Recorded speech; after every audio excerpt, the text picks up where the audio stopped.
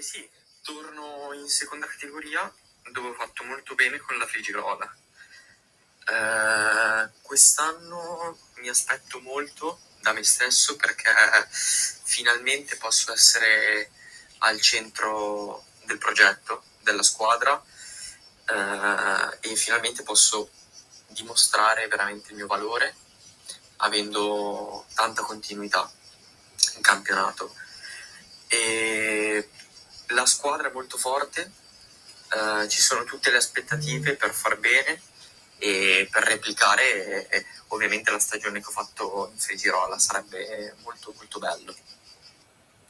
Vorrei ripagare quest'anno la fiducia che mi ha dato la società e soprattutto sottolineo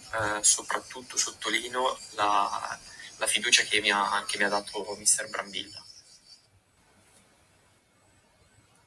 Quest'anno la società ha allestito una buona rosa formata da giovani e veterani della categoria e non. È una buona rosa, secondo me molto competitiva e possiamo fare molto bene. Sta solo a noi, dobbiamo partire col piede giusto e continuare sulla nostra strada e poi vedere come va a fine campionato. Molto semplice, è un ambiente che conosco, sono stato tre anni fa, quindi appena arrivata la chiamata non ho esitato veramente un secondo ad accettare questa nuova sfida all'Union, perché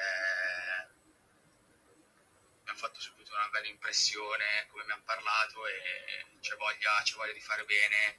E poi ho avuto un ottimo rapporto con il press, Spada, con il direttore Omar, ho conosciuto anche il mister, quindi non ho proprio esitato un secondo e sono contentissimo. Sì, conosco i nuovi acquisti, ci ho giocato insieme, oltre che ottimi giocatori, sono delle ottime persone e quindi c'è tutto veramente per far bene.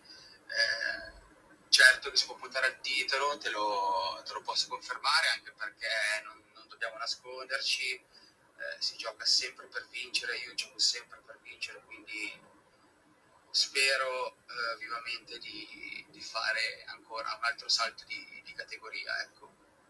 E speriamo di farlo, che manca da un po' di anni nell'eccellenza.